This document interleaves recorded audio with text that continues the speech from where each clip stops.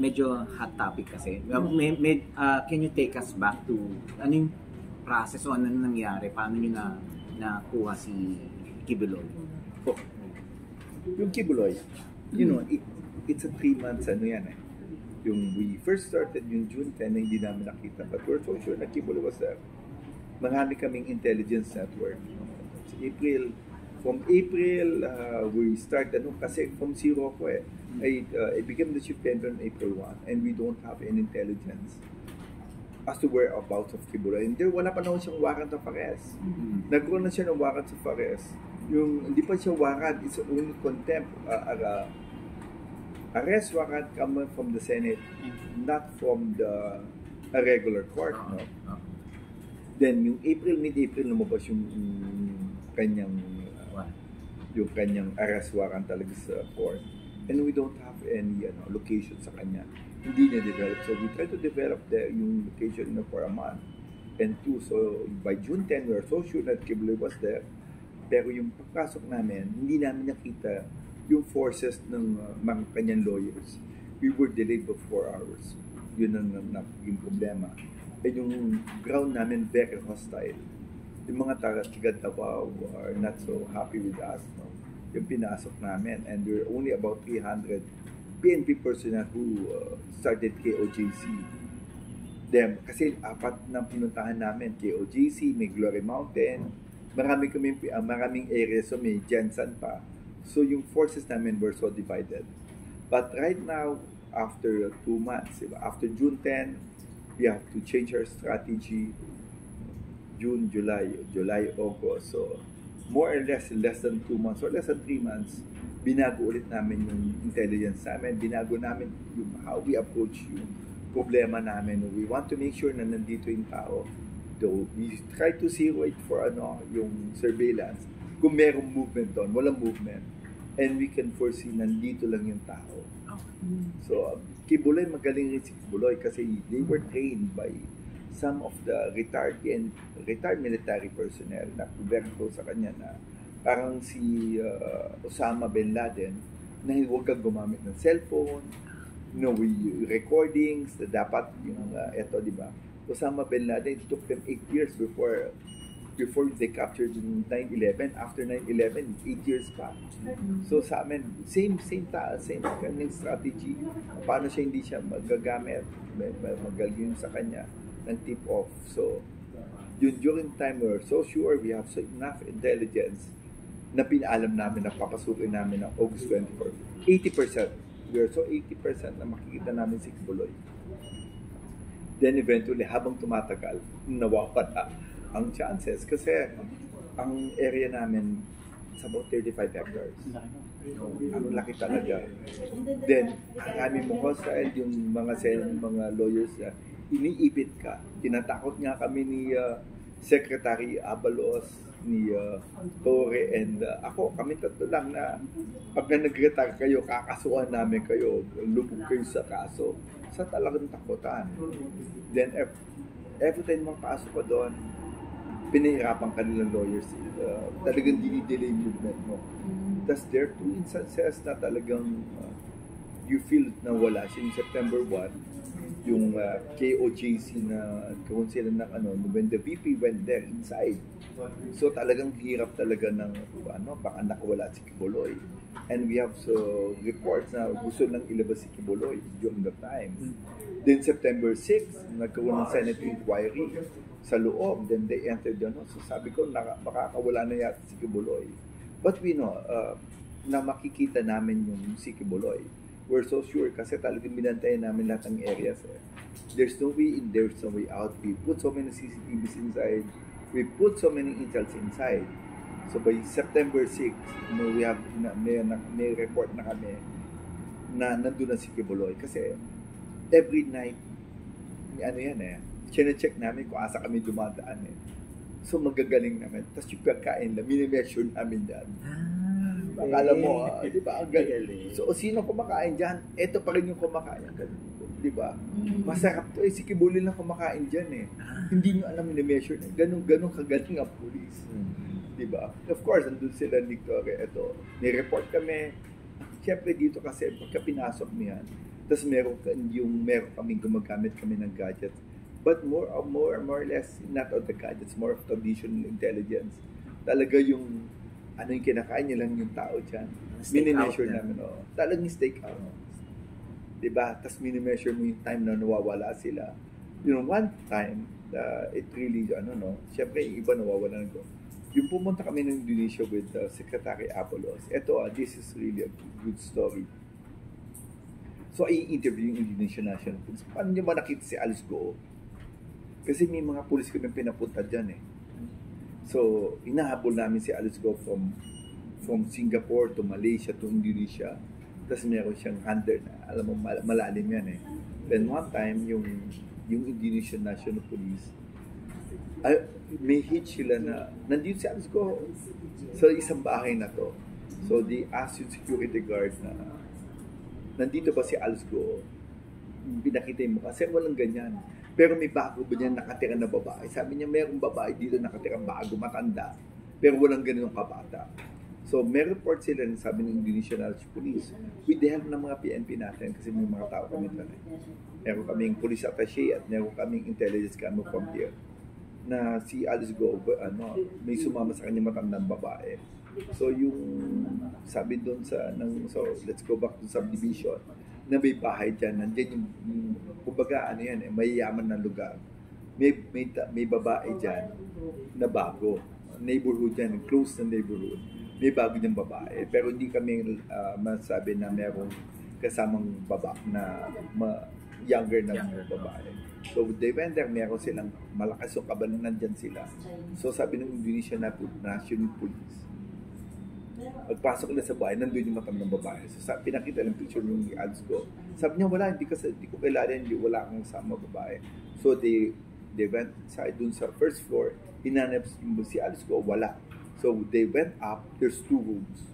Yung first room, tinanong nila yung old woman, sino natutulog dito? Sabi niya, ako. So, sabi niya, sige, okay. Then second door, second room, sino natutulog dito? Sabi niya, ako rin, hindi pwede yan. So, they look for the room, yung second floor. Unang punta nila, wala si Alice Go. So, they went up. They went down. Sabi, hindi pwede. Nandyan lang siya. So, yung team leader nun, umakyat ulit, tinanap ulit. Sabi niya, makikita namin dito. Yung pala si Alice Go, nagtago sa pinto. Bakit yung pinto ganyan, nagtago siya, sobrang So, sabi ko, it gives him an idea. That's September 3. We flew to September 3 na po nila si Alice Go. So we have to fly to Indonesia on that night, September 3. So yung sabi ko, alam ko na kung asan si Go, nagtatago lang sa loob. Diba? Alam ko naman nagtatago, pero hindi ganun kalakas yung ko eh. Alam ko nasa underground siya, doon siya nagtatago. Pero yung nasa maze kami, yung kasi ang feeling ko, baka naman na-overestimate mo. Baka subukan mo lang, tamang estimate na, sabi ko, na-overestimate namin siya. So, yun sabi ko, hanapin na lang natin. Then, September 6, we got information that the favorite of Kibuloy, si Pane, nakita doon na one of the areas in the KOJC. So, I guess, it's always God's will. Doon talaga. So, September 6, we already mass up. Victoria already told me to really mass up yung mga tao September 7. We have to enter ng September 7 kasi sigurado na kami nandun na. Sabi ko, okay Nick, pasukin nyo na yan. Yan, wala na akong way out niya. Kaya nung mangyari, hanapin nyo yan. So by September 7, kompleto na kami, tumawag yung judge to delay kasi merong bar exam. So, we have to delay it by September 8. Prepared na kami, but September 7 at night, I think yung Kibuloy na nararamdaman na border na sila. So, talagang naghahanap sila ng surrender feeler. Pero nakapasok na yung police namin dun sa loob eh. So, hindi ang sabi na he surrender, no, hindi yung surrender. We got it inside the KOJC Bible talaga. Who sends the feeler, sir? Before he surrendered? No, ang feeler niya meron pang si attorney may Governor Jobahib called yung ISAF, na sinasabi na sumurrender si Isap. That's not true. Nanggaling pa siya sa labas, pumasok. Hindi ka na makakapasok sa loob. Hindi ka rin makakalabas sa sobrang galing ng intelligence sa amin. And every corner na pupuntahan niyang bahay, nakaklose talaga. Marami kaming ginamit. We will not tell you how good we are. That's our confidential yung paano namin kami naging sa intelligence namin. At yung paano namin siya nahuli, it's really traditional. Binibilang yung pagkain. Talagang normal, talagang not more of intelligence, but investigation. Ni-investiga pa paano nangyari. Kasi mga pulis talagang gagaling talaga yung investigador yan. We are very good investigation, that intelligence. So more investigation, sige, ito, anong oras nawawala yan, anong oras mo nakikita yung mga babae dito, as sila umikot, up to the time na we cornered doon na na-corner na sila, na wala na silang pupuntahan. Sir, after the successful na pagkakuha kay Kuguloy, how's the reaction ng presidency? Kasi you've done, grabe yung effort na ginawa ng PNP. Yeah. Sobra. You've been tested, yung patience yung tapos ang dami pang attacks. But then again, you come up with a successful operation.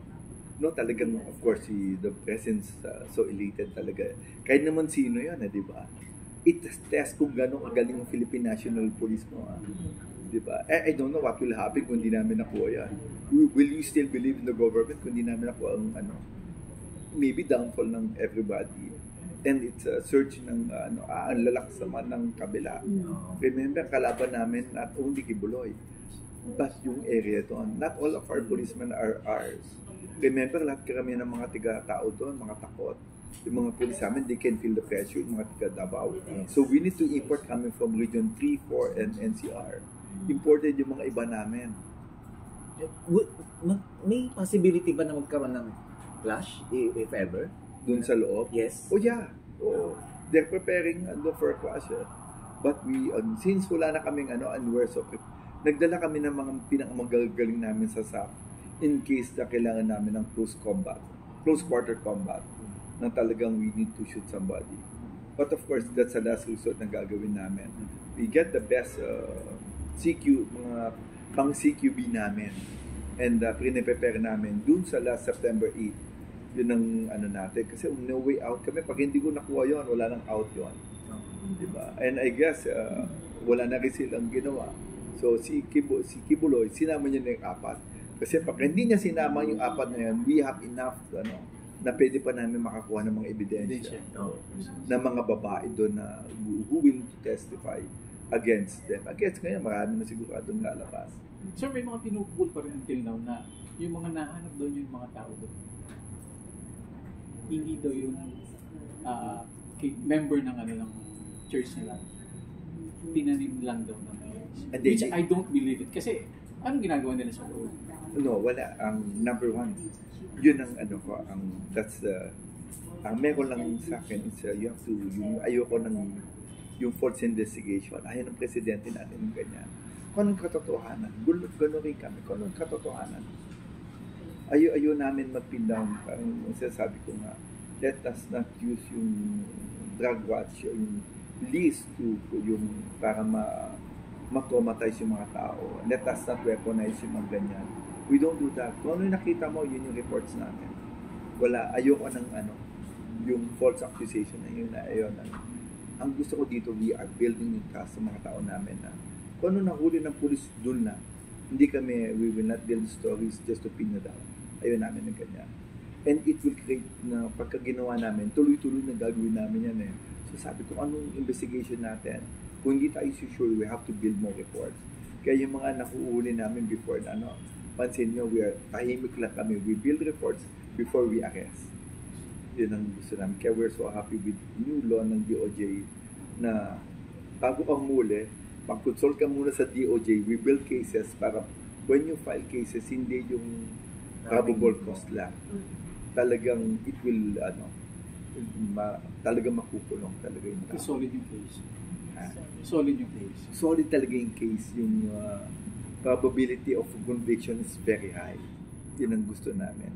Kaya gano'n rin kami, yung careful kami dun sa keso kay gano'n rin kay Baruyaga.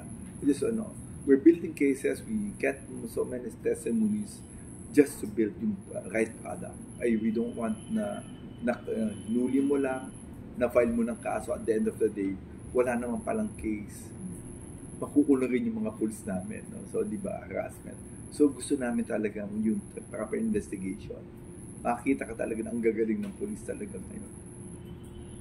Hindi po ba makakalusot, I mean, politically, gagamit ng political alleyway to makalusot dun sa case? Yung, Si Kibuloy. Yes, Andyan. case running po.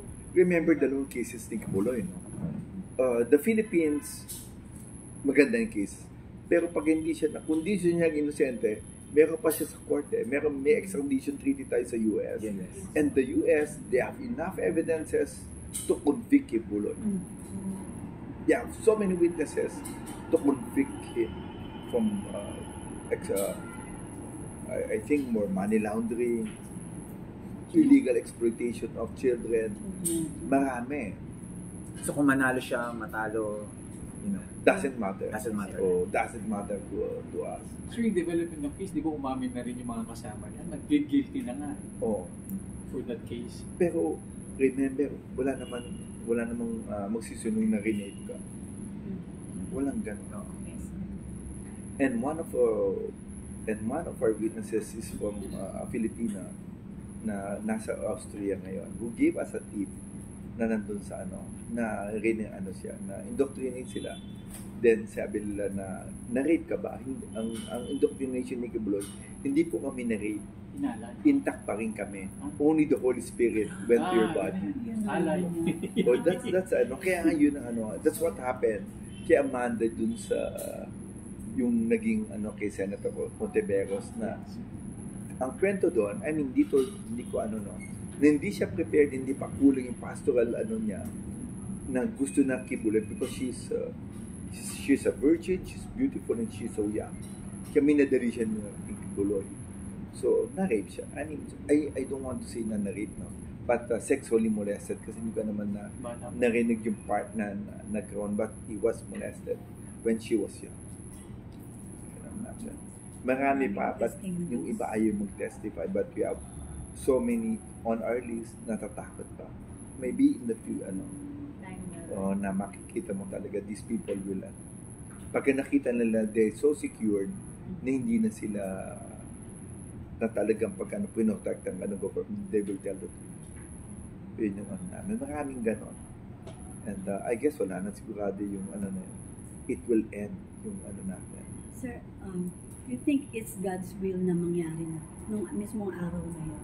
Mahuli talaga siya. I'll just give you the story. Okay. This is the story of Nick Torre. You know, that's August 21 and August 22. From 21 to 22 to 23, 24 we entered KOJC. Ang lakas ng bagyo. Muulan. Then I was in Davao. Nandun ako sa Davao yung that's I went to Davao on the 24th.